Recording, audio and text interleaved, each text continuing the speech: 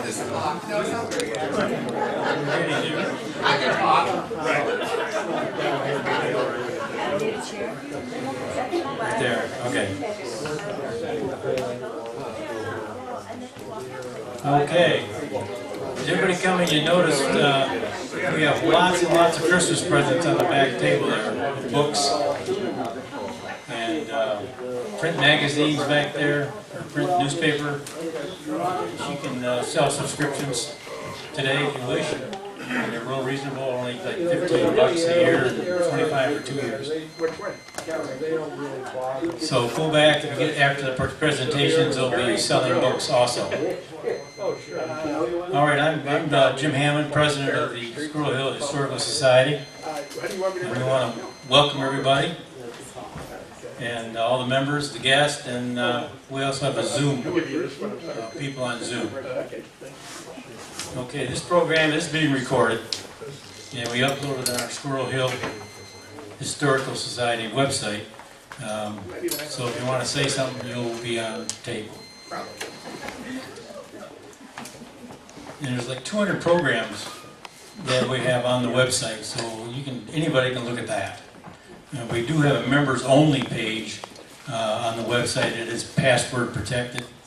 It has all of our articles and different things that aren't on the normal website and papers. But this year we are 25 years old, so that is pretty amazing. That's 2025. In 2025 we'll be 25 years old. Right. Sorry about that. That's okay. I didn't move here till 2008, and then we got on the board a little after that.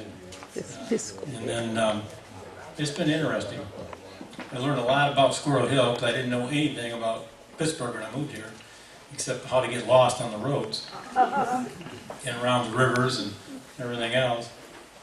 And now we're back in the same point again, except we're closing bridges and roads, and you just have a lot of fun getting around.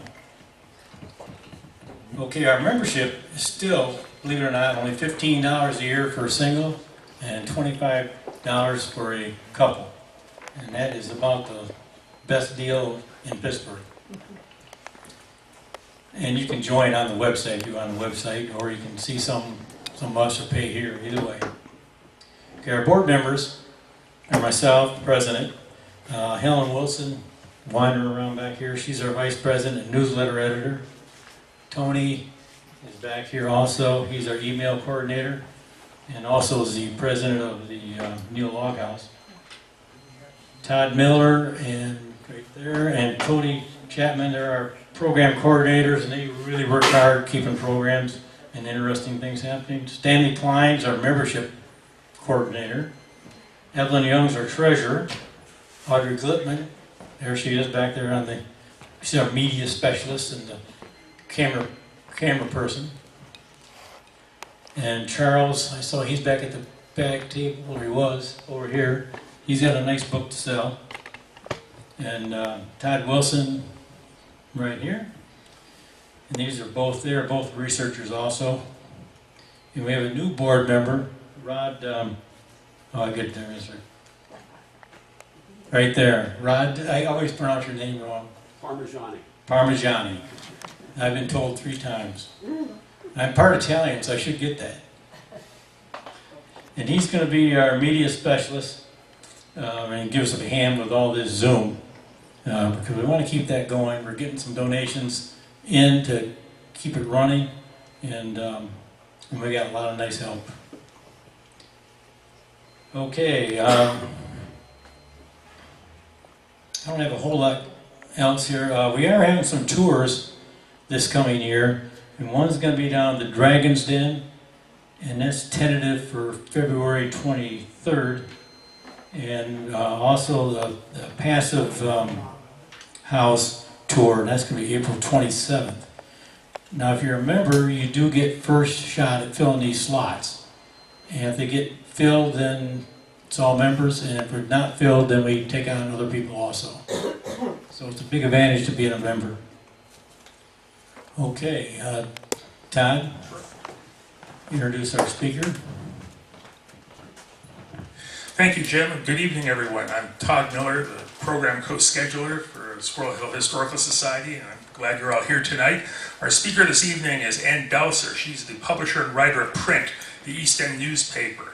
And over the next hour, she's going to tell us the story of how print came to be, some of the stories behind the stories that have been published, and what it's like running a local newspaper where the people you cover are also your neighbors. She'll also talk about some of the Squirrel Hill businesses that Jan Kurth, who's in the back of the room, has written for the paper. And before starting print and after earning a master's degree at the Columbia University School of Journalism, Anne was a staff writer for the Post-Gazette for 20 years, where she covered communities, county government, and business. So at this time, it's my pleasure to present Jan Belser. Welcome, Anne.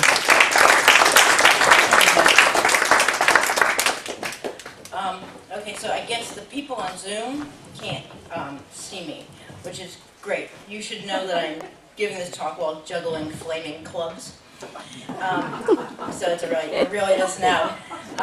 So anyway, thank you, and thanks for having me. I have the wrong glasses on, and I wrote this whole speech.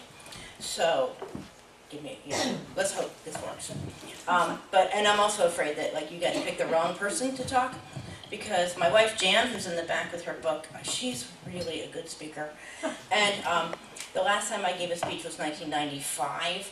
I was at the Post-Gazette, and Barb Bogucki was the scheduler, and all the good speakers, I think, were already busy. So they sent me to the some Catholic church in Braddock, which is now closed. And I was talking about news, and I was dying. I mean, they're really dying up there. They were so bored. And so I thought to myself, what would Sally Wiggin do? And I thought, okay, I know. And I got totally pivoted, and I said, I'm going to talk about, and I talked about how much nicer Pittsburgh is than New York City, and how there was classical music in the subway and all that. Oh, these people loved that. And so years later, I saw Sally, and I told her that story, and she said, oh, I never would have come up with that, but thanks for the compliment. But anyway, so we're gonna go with this. And when Helen asked me to do this, and I didn't know what I was going to talk about. And then, by the way, Helen was the Squirrel Hill treasurer. Last year she was the Squirrel Hill treasurer at the Squirrel Hill Treasure Dinner, and I can't think of anybody who was more of a treasure to Squirrel Hill than Helen. She's absolutely where'd she go? Oh well, somebody tell her. And so we're really lucky to have her in the neighborhood. But that said, she scheduled this talk and then wrote this wonderful article about the Squirrel Hill News in Squirrel Hill magazine. So thanks for that. Just read that. Because I was well, that's done. So a little bit about me. I'm not from Pittsburgh. I was born in, I was born in Maryland, but that's not, neither here nor there. My grandmother and my great-grandmother, and actually I think my great-great-grandparents, were all from this area. The family come down from Centre County, and my grandmother and great-grandmother I know are buried in Oklahoma. But my great-grandmother is sort of the interesting one because she was America's songbird. Also probably would have been a better speaker. She came in and she was singing on the vaudeville circuit, and she sang for Smithfield Church. And then my grandmother moved to New York City, where my mother was born. Both of my parents were raised in the Washington Heights section of Manhattan, which any of you who are big fans of Lin-Manuel and Miranda know where Washington Heights is. And my dad went to World War II, he was drafted, and never heard a shot fired in anger. And then wound up taking on the GI Bill anyway. Joined corporate America, we moved around. My older siblings moved around a lot, but I was really raised in Connecticut. So, and I didn't start, I wasn't really interested in newspapers. We always got newspapers. I got the New York Times. In Connecticut, they would deliver it to the schools. So I had the New York Times on my desk in 6th grade every day, which was lovely. If they had delivered coffee, that would be even better. 6th grade, yeah. And so I've been reading the New York Times since 6th grade, and now that everybody's really mad at it, I can't give it up. It's like, I was so happy when I found out in Pittsburgh I could get a subscription. So it's at our house every day. But my first job on a newspaper wasn't really a job. It was an internship, and I was at the Boston Phoenix, which was the city paper of Boston. And I wasn't really writing. I would organize their photo files, and I also smoked a lot of pot with the other writers, the real writers, on the roof. So that was my first experience sort of in journalism. And then I got my first real reporting job between my junior and senior years. Also, it was $10 a week. You know, they said they'd pay me lunch, and I would offer them the money back because clearly they needed it more than I do. But that was super fun. It was at a community newspaper. That's where I found my love for community news. I like rode with the garbage men and like threw cans and got asked out on a date by one of the garbage men. And then I also I interviewed archaeologists and did like basic community features. It was super fun. And then I told my dad that was it. I wanted to be a newspaper reporter, and he told me it was the buggy whip industry. So it was like years before the internet, but boy was he right. And then I finished college. I worked at small newspapers in the Boston area until 1989-90. The 1989-90 recession hit. And I was out of work. So I was unemployed, I was working some bars, I was freelancing. I was like, one of my freelance jobs was to watch the president's plane land for AP, and then and call them and say, George Bush didn't crash. And then he would take off, he would go away, and I would say, George Bush didn't crash, and they'd say, okay, we'll send you $40. So that was cool. I was working at some bars in Boston, and I wound up at the Columbia Graduate School of Journalism because it was the only graduate school in journalism that didn't take the GRE, and I didn't want to take a test. So that's how these things always come out, right? So I came here in 1992 during the newspaper strike. And back then, you know how newspapers, you would find an apartment by looking through the papers, but there were no papers, so that was a challenge. And 2 years later, I wound up at the Post-Gazette. They hired me from the North Hills News Record. For North Hills, I covered the county government back when Forrester and Flaherty and Dunn were the commissioners. I won't tell you what the nicknames were for them in the newspaper. They weren't flattering. So anyway, then I worked there. I worked at the Post-Gazette. I got hired in 94, and I worked there until 2015. And that's when Brian Heslop over here, and I decided to leave and start print. But the real problem with doing talk about newspapers is that newspapers don't write about newspapers, right? Like they have the paper, but they don't really write about the paper, and they don't write about themselves, and they certainly don't write about other papers. When Jan does her Whatever Happened To columns, which I run on page 5 every month, she does her research by looking at old papers. And there's all of these sorts of things. There's all stories, and there's ads and stuff in the papers. There's, whenever a bar got broken into, like some reporter, I think it's like, must have been like the front page back then, with the big cameras taking pictures. But now, so she finds tales of robberies and sales and all sorts of stuff. The specials that the restaurants had, and then she also researches like the births and the deaths of the founders and their children. Newspapers are a little bit different though, because I don't want to give ink. I don't want to write about like my competition. Why would I? And they don't want to write about me. So I don't. But frankly, I don't really have any competition right now because all the local papers are dead. So anyway. But they used to have the Audit Bureau of Circulation, and there would be reports every month from the Audit Bureau of Circulation. And the way that worked was the Post-Gazette would write about, the Tribune Review would write about the Post-Gazette and how the Post-Gazette circulation was slipping. And then the Post-Gazette would write about the Tribune Review. And the Post-Gazette would write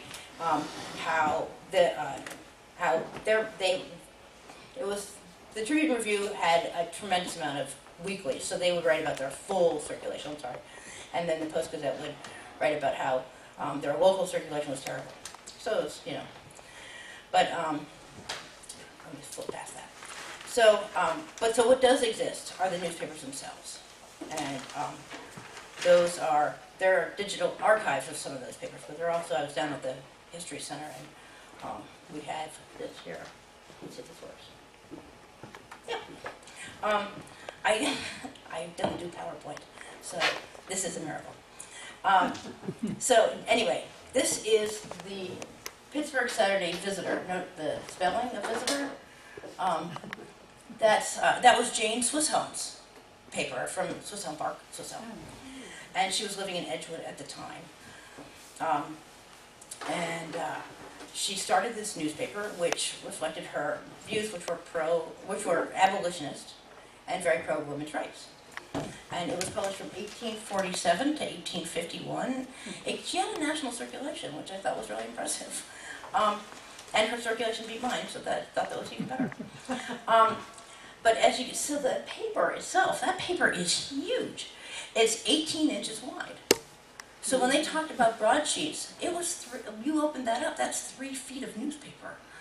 So think about reading a yardstick. And so that's why they called them broadsheets, because they were really broad. And it was also about, I think it was about 23 inches deep. I didn't write that down, but I borrowed a ruler at the History Center just to see how big that was.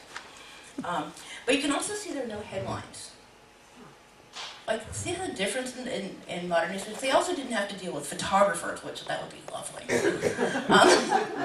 But there are no, sorry Billy, but there's just sort of this like little, over here, this list of, I think, that was sort of a top story of the, little headlines directed to what was in the paper.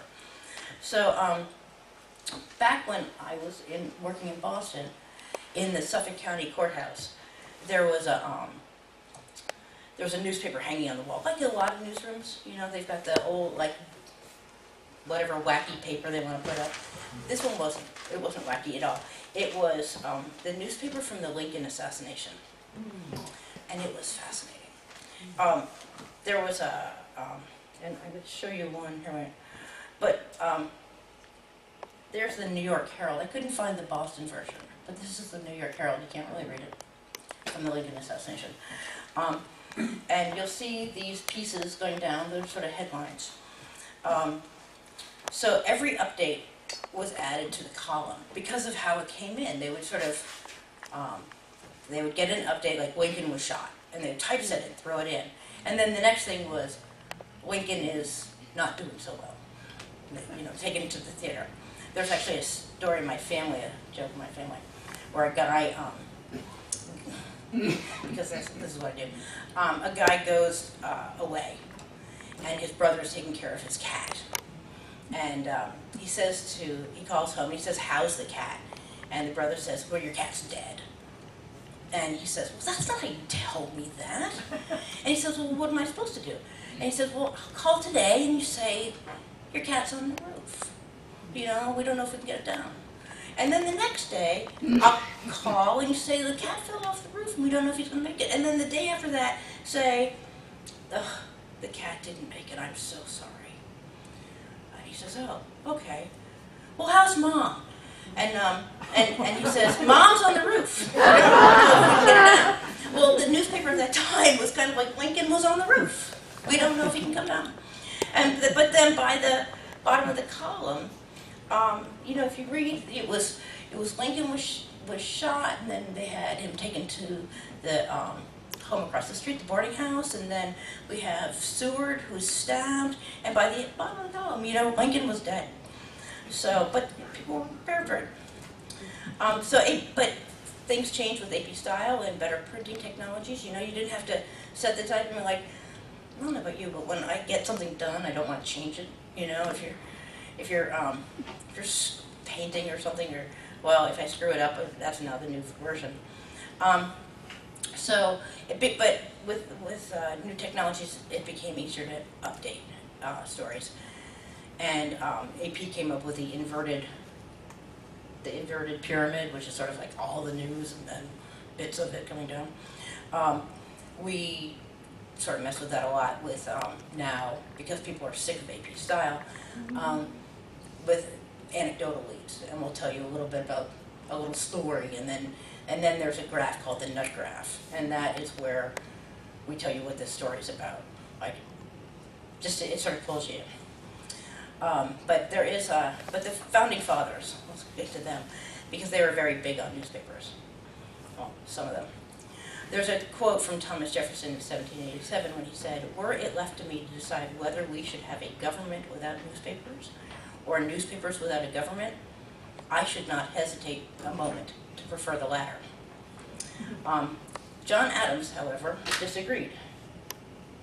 There we go.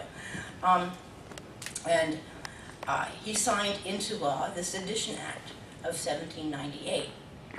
And at the top of it, it says, an act, this is great, it says, an act in addition to the act entitled, an act for the punishment of certain crimes against the United States. There are a lot of acts there.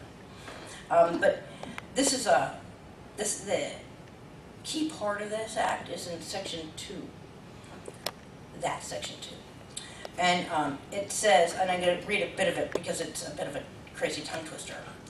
But be it enacted that if any person shall write, print, utter, or publish, or shall cause to procure to be written, printed, uttered, or published, or shall knowingly and willingly assist in the aid in writing, printing, uttering, or publishing any false, scandalous, or malicious writing or writings against the government of the United States, or either House of Congress or of the United States, or the President of the United States, with the intent to defame the said government or either House of Congress or the said President. Oh, let's skip ahead.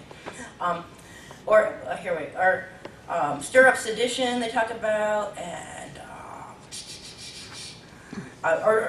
here we go. And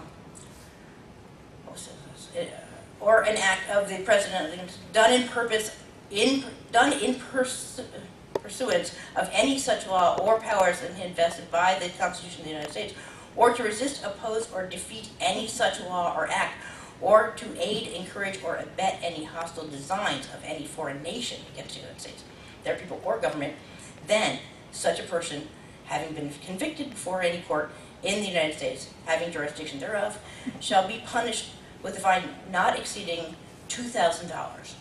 That's $50,000 today. And 2 years imprisonment. So in other words, you know, you could not write against the United States, and they took that. So the one person missing in all of this, right? You couldn't go against the president. You couldn't go against Congress. You could go against the vice president, though, and that was Adams. Adams was president, and Jefferson was vice president. So you can sort of see where they were going with that. Is that still on the books? No, that was finally, it was repealed actually not long after. It was a few years. I expect to see it again. The government did use the Sedition Act to go after the Jeffersonian newspapers, and their editors were jailed. It was a shameful time. And you know, anybody here read Adams? Our homeboy here, David McCullough, wrote Adams, and he just glossed over that as if that was, well, you know, it's just a little weird piece. But that was a problem I had with the book. While they were talking about newspapers and the dangers of newspapers and jailing editors and all of that, there was one Pennsylvanian who was I'm a big fan of, and he instituted a policy that's helped newspapers, including print, to this day. You might recognize this guy. In the early 1700s, this is so hilarious. So in the early 1700s, there was no rate for newspapers in the mail. The local postmasters would take the paper and they'd sort of distribute the paper, and they would charge whatever they wanted and keep the money. Right? So in 1995 paper on the history, this Richard Kilbowitz wrote that two newspaper publishers, Benjamin Franklin and William Hunter, became the deputy postmasters in 1753 and set a rate. What that did for newspapers, it put money into the postal system, and it stopped these postmasters from charging exorbitant rates. And that's now called the periodical. The periodical rate to get the periodical rate, you have to have a periodical permit. To get a periodical permit, you just don't want to go through it. And I'll tell you about it. So the post office makes a huge production of this. When we were just starting, we had to go through a complete audit of our subscribers. We handed the post office the subscriber list, and they called. It was kind of hilarious because they called every 10th subscriber to make sure that they had given us money. Like, did you really do this? And then that person was like, yeah, I did. You really want this? Yes, I do. And then it was always like sort of a surprise. Really? So, but this was the guy in Pittsburgh doing this. In New York, they said, well, you can't go front every 10 from the beginning. And he said, why? And she said, well, it's supposed to be random. So you can't start at 0 and go to 10. You should go to 3 and go to 13. And it's like, really? So they came to our office. They checked out where we were publishing the paper to make sure that I wasn't, Brian and I weren't typing it up in my closet, which is what I do now. Literally, my computer's in my closet. And they wanted to make sure it was a real newspaper, not a shopper. So we did get it. It took us 6 months. And what it did when we got it was it cut our mailing rates by to 1/3 of the cost of bulk mail. Wow. So it's pretty affordable.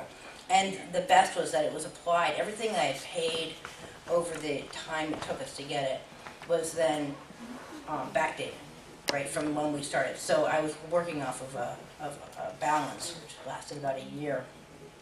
The sad thing is that those periodical permits have been falling, like the numbers. There were 120 when we started 9 years ago, and for the bulk mail unit. And the bulk mail unit's down on California Avenue, like some of you know, the giant post office. And that was, so they had 120 periodicals coming in, and now they check on 30. And I think they got 13 returns when you have to fill out your paperwork every year. But Pittsburgh, as you know, has a long newspaper tradition. In 1786, the weekly Pittsburgh Gazette came over the Allegheny Mountains. And in 1927, the paper was, part of the paper, the Gazette Times, was owned by William Randolph Hearst. It was a morning paper. His competition in mornings was Paul Block, and he owned the Morning Post. So they also each owned an afternoon paper. So they sort of swapped papers. The Blocks got the Post Gazette, and Hearst got the Sun Telegraph. So Blocks had the morning paper. But newspapers were so established in the area that, the only way to convince radio, people to buy radios and listen to them, was to create a newspaper about radios. Right, so this is the Broadcasting News. It was a bit of a cross between a small newspaper and a TV guide. So heard with pleasure on that day from KDKA, where Grace Sefton Mayer, a soprano from Johnstown, Edward C. Harris, a composer, teacher, and pianist, and concert pianiste, Matilda Jones, and she was from Washington, PA, and I have to confess I had to look up the difference between a pianist and a pianiste, which I'm sure Deb knows. But a pianiste was the feminine for pianist, kind of like a waitress or an actress. But if issue after issue of this stuff, I was able, at the History Center, they had a bunch of them. I was able to look through, and they had all this really highbrow stuff, and now KDKA has Marty Griffin. And an all-male talk lineup. It's astonishing. So also in the 1900s, we had in East End, the East Liberty Tribune was a weekly paper, and it covered pretty much the same area I cover now. It was, U.S. agents at work on dope thefts here. I don't know if they were stealing the dope, or, okay. But anyway, they cover pretty much what I cover now, with sort of the same neighborhoods. And they were published every Friday and mailed to subscribers, so people would get it over the weekend or Monday. And this one is from 1938. And as you can see, the newspaper wasn't always right. This is a 1939 paper saying we'll stay out of war. We didn't. And then, you know, look at the modern East Liberty booms with modernization and new construction. That was pretty great. And then we tore it all down. But the one thing that stands out, like another thing that stands out, is this too was 18 inches. The width of that paper was just about 18 inches. So it was 3 feet when you held that paper up, and it was 23 inches high. So 10 years later, though, let's see, 10 years later, you know, individual pages they shrunk a little to 17 inches. They lost an inch. By 1970, they were they were 11 inches wide. So it's a lot smaller. I haven't measured the print in the back. I think we're 10.6 inches now. But actually, it's 10.6 inches by measure on Adobe, but then we print over at Print Source, and they shrunk it 2%. So it's actually a little smaller. I mean, that's not, you don't have to like put it out on a table. You can just sit and read it. So the East Liberty, as you can see, it just says the Tribune. That was dropped in the 40s, and that paper was in business until 1979. So you know, that was a pretty good run. It was a good run even when times were good for newspapers. That's nice. The Squirrel Hill News was published in 1929, and as I said earlier, Helen got that. If you read it in the Squirrel Hill magazine. But the concept of local news can also include the local news for various communities. You know, in Pittsburgh, we have the new Pittsburgh Courier. We had the Pittsburgh Courier. I think it went out of business and then it became the new Pittsburgh Courier for the Black community. And the LGBTQ community has Out. Here's a, what is that from? I think that was from whenever Cloris Leachman was popular. The reason I left this was it says every issue is a permanent record of the history that's made today. That was their subscription advertisement. It's pretty great. Don't miss one. Subscribe. And I'll tell you the same thing. Every issue of print is a permanent record. So you can subscribe in the back. So anyway, but now Out is a twice yearly, and Planet Q was another bar. Was really a bar paper. They would deliver it for free, and you could pick it up at the bars. But in researching this talk, so I'm down at the History Center just like poking around, which is super fun, and I came across the Sally Kelson archive. And so a lot of you know Sally, I'm sure, or knew Sally. For those who don't, she was a liberal columnist at the Post-Gazette. She died way too young, and she was 63 in 2014. And I worked with her for the last 20 years she was there. She was probably there a good bit longer. So she was the vice president of our guild, which is sort of great. But in her paper, she also taught at Pitt, and I think this is one at Chatham. So this is with the course. This was that I found that with her course materials, there was a syllabus and this, and it's the qualities of a journalist. And I don't know if you can read it, but I'll sort of shorten it. She talks about how you need an open mind, and that things are not always what they seem to be. And the best example of that comes from a former editor of mine, not you, Brian, who said, she used this to say that you can always get a great story if you only get one side, you know? So if you hear one side of the story, it's always good, but then you're like, whoa, it's scandalous. And then the other side's like, nah, that's not right, true. And so as soon as you start to hear the other side of a huge injustice, you often learn there's a large middle ground where the truth lies.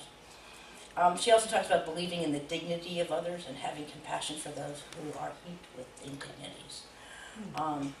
Or as what was it?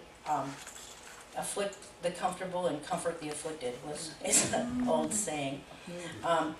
She talks about, and then she talks about writing, making mistakes, and admitting them, and having a sense of humor, particularly about yourself. In the humor part, she fails to mention that when you work in a newsroom, and you work in day out with, like, the stories of people's worst hours, you develop a very dark humor. It doesn't work really well on a first date, so just so you know. But she also talks about having a capacity for long, irregular hours and hard work. And finally, she says you need a thick skin. And this is because everyone who ever discovers a misspelling or a comma out of place, including a lot of editors, feel compelled to complain, and if a fact's wrong, you will never live it down. So this brings me to print.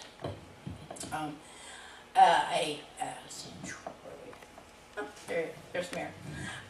As I said, I worked for the Post-Gazette for a month shy of 21 years. The last years weren't really great. John Robinson Block, who was Bill Block's cousin, took over as publisher, and he fired the longtime publisher, John Craig, who really had a good, strong hand on keeping the publishers at bay. And David Sherman was the executive editor, who was hired in 2003. And what Block did was to take a stronger hand in the paper than Craig would have allowed. He moved in and started. So the paper moved to the right as John Block watched more Fox News.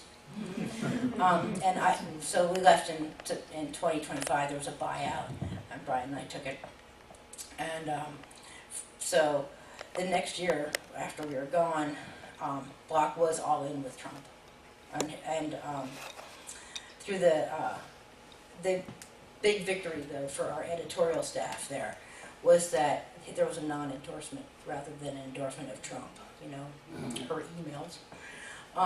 And one thing I had always wanted to do was run my own paper. And Jan and I had talked about buying a small paper somewhere, moving there, you know, like, we'll just be country newspaper people in Vermont. And, you know, you can just see it, you know, the sweater and the, like, wood paneling. But that was not to be.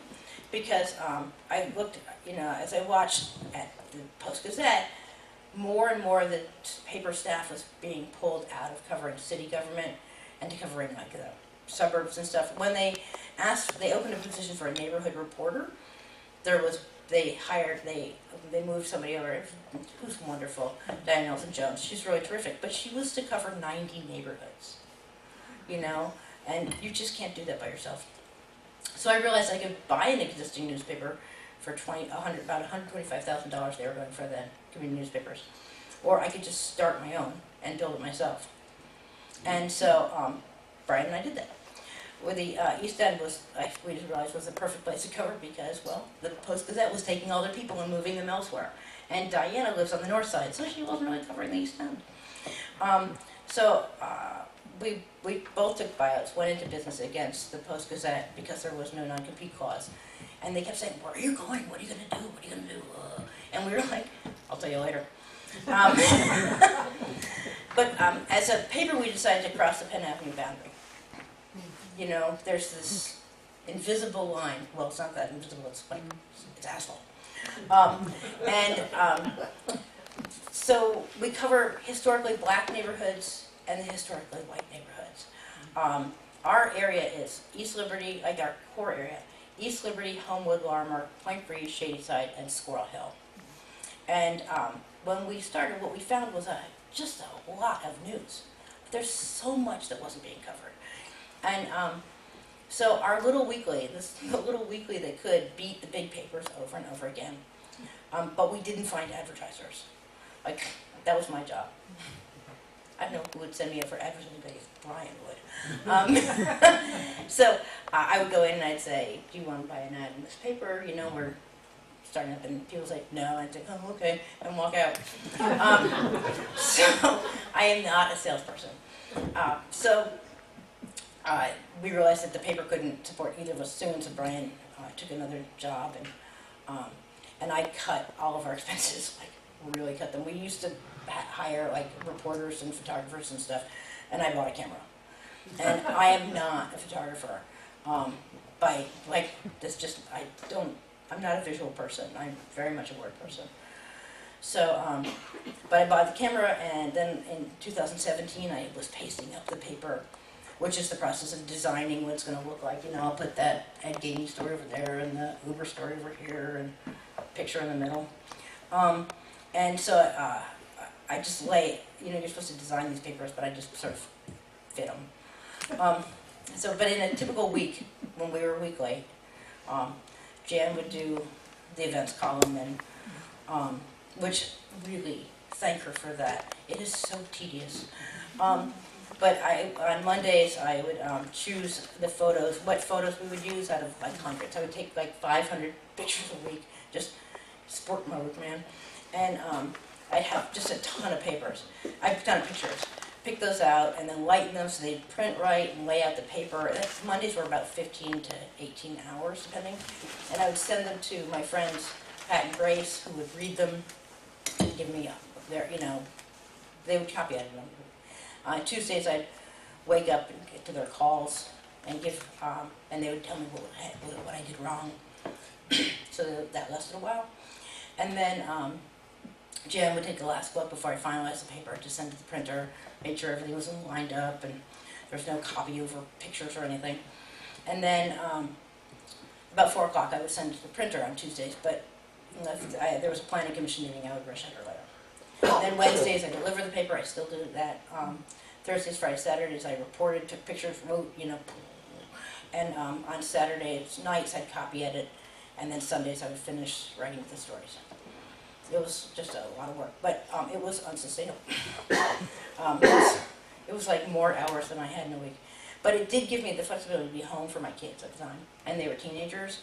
And if any of you have ever raised teenagers, it's really good to be home for them. But my daughter, it's actually funny, my daughter, who I think is on the Zoom, she can now fall asleep to the sound of typing, because that's what she remembers from her childhood, was the sound in the background of typing. It's very comforting to her, which is a little disturbing. So we did develop like regular features to fill the paper. We had Jan's whatever columns, and the columns about the former businesses that were located in the East End. Jan would often say, well, she still says this, she'll say, give me a street. And I'll be like, how about Lorimer Avenue or Murray Avenue or something like that. And so and then she'll go online and find businesses on that street and write about them. One of her columns was about Rosenblum's. Some people might remember Rosenblum's. It burned down in December of 1994. Allegra Hearth Bakery is there now. Wish them well. And another one was Joseph's Steakhouse. I love the Joseph Steakhouse story.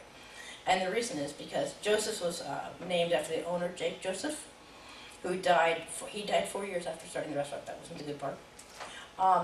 But he started with his neighbor, Jack Frankel, and 5 months after Jake died, the business was sold to two brothers, Mickey and Cecil Schwartz.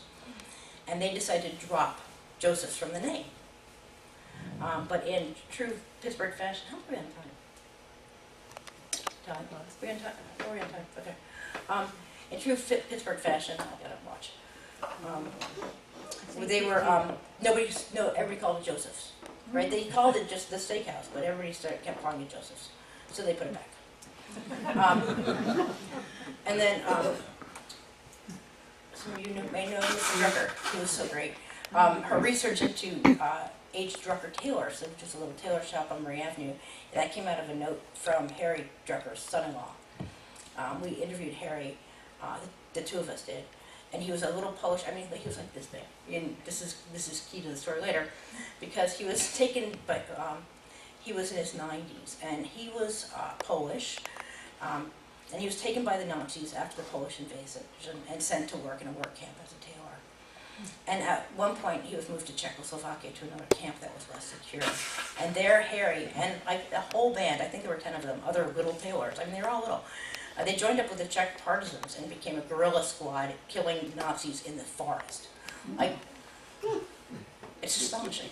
And they were supported by a Czech farmer who smuggled them off of a mountain when they were surrounded by Nazis. He like went up to feed his sheep, and they all snuck into his, they were in his truck. So eventually Harry made it to Squirrel Hill, where he started working for Kaufman's, and married and opened his own shop. And Jan won a Golden Quill from the Press Club of Western Pennsylvania for her story. And Jan, who grew up in Kansas City, finds all of those references to businesses, plus the ads for them, by searching newspapers.com, which is a great reference. And then she goes deeper by using her subscription to Ancestry.com and into the U.S. Immigration and Census records. She used all of those to tell Harry's story, and sadly he died in May. He was 100 years old. So I also had regular features, which weren't as exciting. I would shoot happy little things to put on the back page. Every week we had all these nice, that's the Lunar New Year. And here we have sledding in Mellon Park. That kid just kills me. For the first few years of print, I mostly had events to myself. I was, as a photographer, there'd be a little Lunar New Year, I'd go, nobody would be there.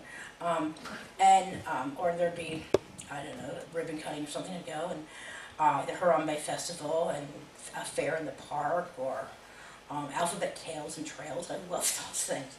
And they were events that the Post-Gazette never covered. Nobody else ever covered it. It was just me with my camera. And then suddenly, all of these Post-Gazette photographers started to show up at these things. It was like crazy. And I came home, and eventually I said to Jen, they are coming after us. But then at Christmas, we went to dinner with friends. And they'd all worked or still work at the Post-Gazette. Like one of them was Joyce Mendelson. And Joyce was a photo editor at the paper. She worked part-time on Friday nights. And she made all the weekend assignments. And she also had a subscription to print. So she told she loved the paper because every week she would use Jan's events columns to make her assignments, since the Post-Gazette didn't have a good events calendar. And we were shooting ourselves in the foot for events coverage by putting that in the column. Posting those events became a real dilemma. Did we want our readers to have a comprehensive list of things to do? Or did we want to be the only newspaper covering those events? But we chose the readers over the competitive edge. So, and then we get into this. On October 27th, 2018, I was about to leave home. I was going to the Calvary Church Bazaar that day, and I was going to go interview some 10-year-old entrepreneur who had a business selling clothes for dogs. And she was adorable. I actually went over there that day to apologize that I wasn't going to interview her, and made another appointment. But I was walking our dog Fred. Should have put Fred in the PowerPoint. That would have been it. When I heard the shots at the Tree of Life, because we're just 400 feet away. And I only know that because I Googled distance to Tree of Life. And that day, I know, everybody here remembers that day. I finished walking the dog. There was a guy who had been in the synagogue, one of the survivors, had run to my house. And while I was walking the dog, and my family brought him in. And he told, when I got home, he said there'd been a shooting, and I said, I don't think so. But I grabbed my camera and I ran to the synagogue. The police were hiding behind a wall in the alley on the way there and screaming, "Lady, get back!" Okay. But I ran to the staging area where the police were at Murray and they were at Murray and Northumberland, and I came back to our house, and at one point I was standing at at my house. My 15-year-old, my son, when I got there, he was lying on the couch and he was listening to the scanners, and my whole family could hear the rounds of gunfire. It was like a war inside our house. We could hear all of that. So I went outside to take more pictures. I was at the corner of Wilkins and Denison, which is right by my house, when the top door of the old synagogue building opened up, and I realized that if that guy ran out, I was right in the line of fire. So I left. Later, we was at the vigil. My 17-year-old daughter, Charlotte, had organized that with friends from Alderdice and our neighbors. our neighbors were really great. They got their permits and they got the sound system, they got all that. My daughter spoke and she was interviewed by some cable station, and every single one of us at the house was on TV, even the dog. Bob Mayo put him on, it's like he heard the shots. And Jan was interviewed by Japan, like Japan or China, like some radio station from there. But we went home, and when I got home that night, though, I knew there was just no way. I had my whole routine. I had all these stories that were already done, and the whole paper went out the window. I had a day and a half, and I had to start writing and paste up every part of it. I had pictures. I had to come up with how I was going to differentiate all the different stories, and I was writing all of them. So the next 3 weeks of paper were also filled with the fallout of the shooting, and I wrote about that experience for Beth Kisleff and Eric Lidge's compilation of essays, Bound in the Bond of Life. It's if you haven't read it, there are some, not just mine, but they're really wonderful essays. Then we come to 2000, right, and the pandemic hits, and the paper really changed. Not physically, it still looks pretty much the same, except that everybody in pictures was wearing a mask over here. But I had a lot of pictures of people with masks for the next couple of years. But when the news, when the lockdown happened, I don't know if you guys remember, but news was deemed an essential service. So we could have just kept going as it was. The problem was news completely dried up. Like, there was nothing happening. I had 3 stories every month. It was the pandemic, Black Lives Matter, and boy, were those schools a mess. Right, like the parents were the schools were trying to figure out, what do? We don't have the computers and all of that. So we were lucky enough to have 5 years of readership and also connection with the community. And we became a pretty nicely trusted source, which is nice. And as the lockdown eased, we went back into the community events, and we were welcomed. And so the other good news there was that Joyce stopped working for the Post-Gazette. So they weren't taking pictures of our stuff. We haven't gone back to weekly, and we're not going to, in part because of the work, and in part the printing has gone up. It's really expensive, and we just don't have the advertising to support that. We have enough advertising circulation to support a weekly. That's great. I mean a monthly, but we can't afford to go back weekly. But there are other reasons, like my mom's 101, and she's in New Hampshire. 600 miles, and east.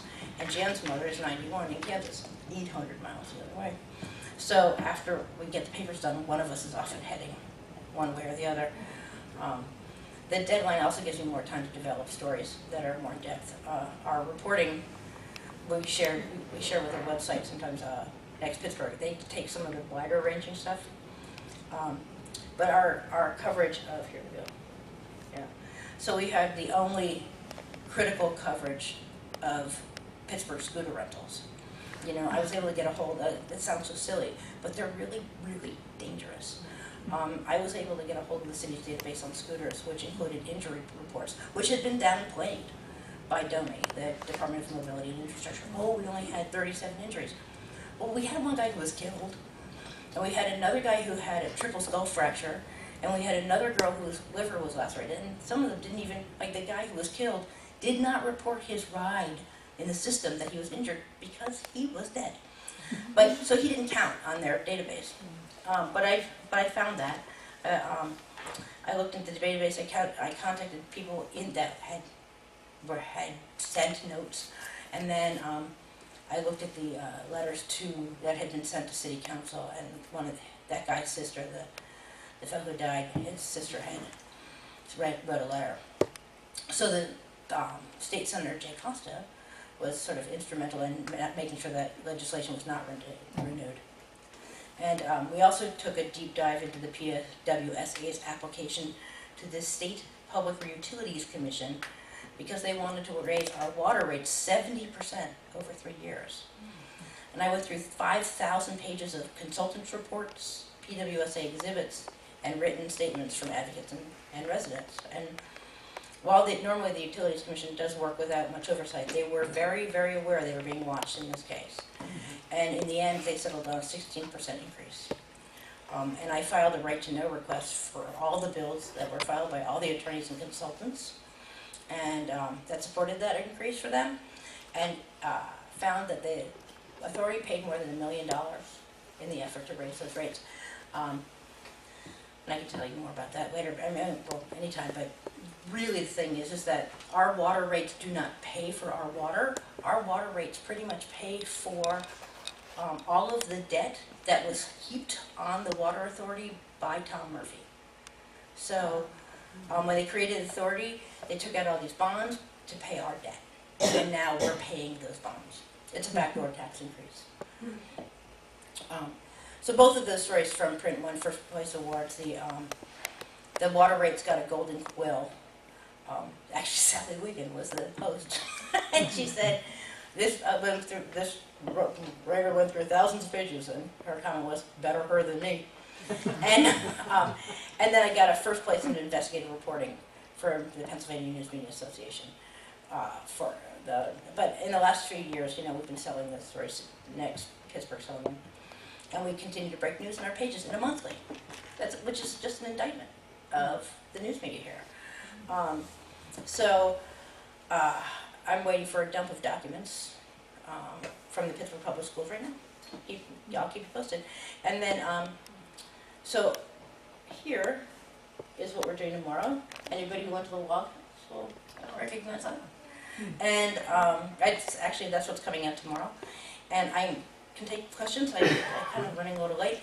But the first one I'm going to ask, which is, why does print cover the East Liberty Valley Historical Society and not Squirrel Hill every month? And I'll tell you, it's because you come out the day I have turned in the paper and I'm exhausted. And I don't need anything yet for the next week. So if anybody else has any questions, I'm happy to take them. I don't have a question, so much a comment. I remember a period, I guess, I would say through the 50s into the 70s, whatever. The two main, or into the 80s, main papers was the Post-Gazette and the Press. Right. And the Press was sort of the slightly more conservative one, and the Post-Gazette at that time was the more, I think a little more scholarly, well written too. And before it was taken over by Block, there was a paper that came out of Millville called the Green Sheet. And it was like it was one of those things where it was totally supported by advertising. We could sell bicycles and advertise. But the editor of that was an extremely conservative person. He actually referred to the Post-Gazette as the voice of Moscow. It was like, people would, That's why I got a job there. The thing about the top of the Green Sheet would say, you buy a newspaper to read, you read the Green Sheet to buy.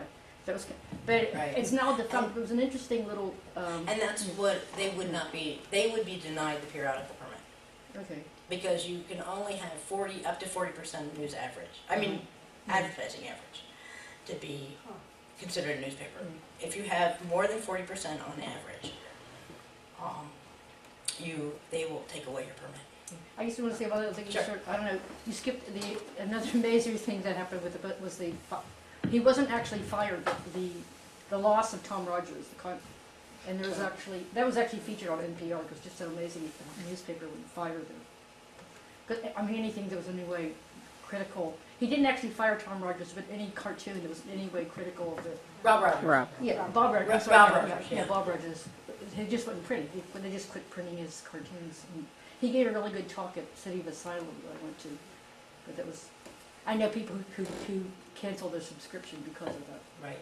You know, People cancel their subscriptions all the time for things. yeah. Again, Where's the paper print? where do I print it? It's up in Tarentum at Print Source. There's like a weird little airport up that way, and there's a printing plant. It used to be owned by the Trib, but they've now separated from the Tribuners.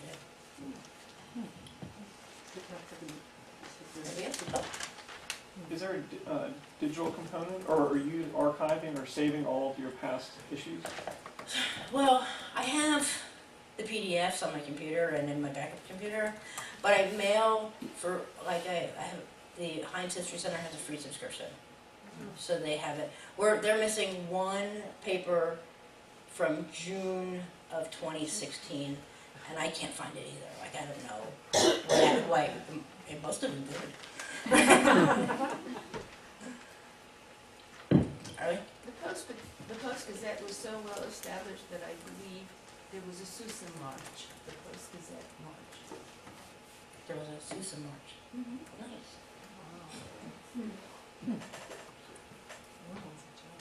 Anybody else? Oh, Helen. Well, I have a question and two comments. Number one is, I realize that I do get a subscription, but how do I know when it's, I don't remember if I need to renew. How do So we my know? sister's online right now. I mean, do we get So she'll notice? send you an email. Okay. If you get a subscription today, give us your email. And my sister keeps track of that. I used to, but what that meant was people were getting free subscriptions for like years because I wouldn't get around to it. And then Stephanie took it over, and people get renewals. Like you'll get an email.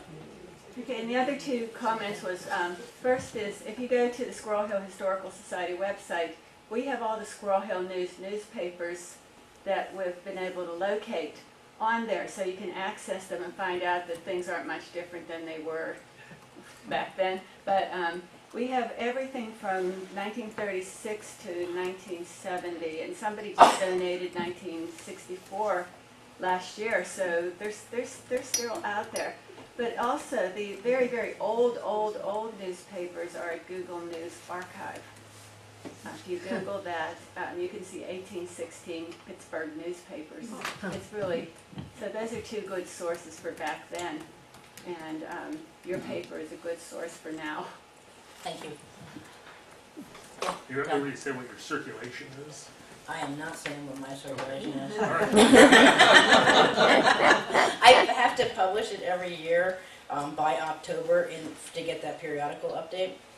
And so I try to find a weird month where no one will see it. But it's not a lot. It's not enough. What determines where you focus, your spotlight on whatever happened to? How do you decide that? Is that ideas? You brainstorm? Or? Yeah, that's Jan. She picks a business and looks for anything on that. I picks a road and looks for something along the road. Generally this is like North Homewood Avenue, Murray Avenue, and she'll sort of every now and then I have to check my past clips so we make sure that she hasn't written about it before. Okay.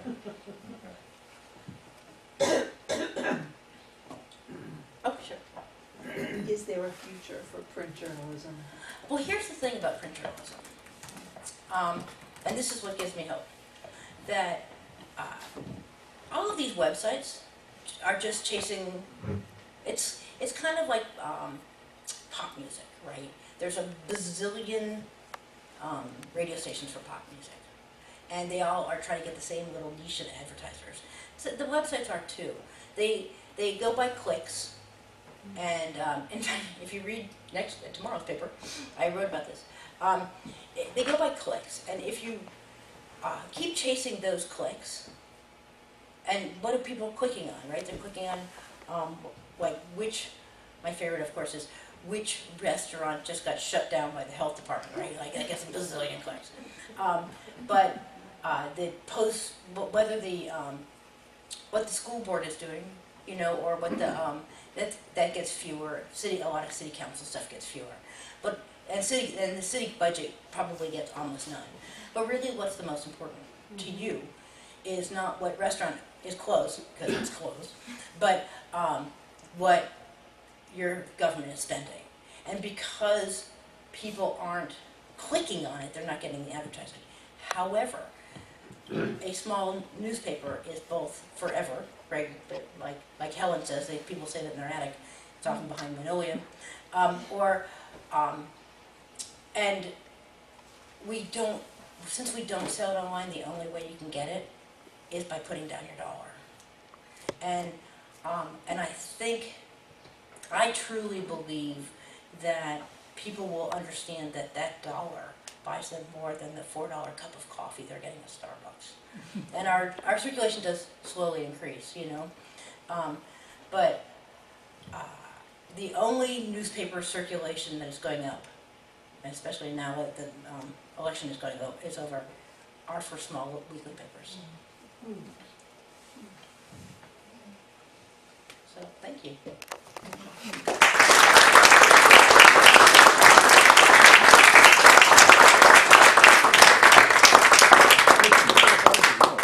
Well, thank you, Ann, for a most informative presentation, and as a token of appreciation for spending your evening with us, we have a book on the history of Squirrel Hill that Helen Wilson will be happy to hand you, so the memento of your presentation tonight, and we thank you for being here. Next month, we're going to have Tony Indovino, whom you all know, speak about the Neil Log House restoration project, and so that will be on Tuesday, December the 10th.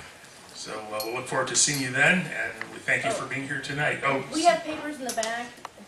They go out of date tomorrow, so if you want one, you can have it. Yeah, just take a paper. and also along the back tables, folks are selling books, so stick around and Bye now. yes, and buy an ad. Well, thank you all for being here tonight, and we look forward to seeing you next month.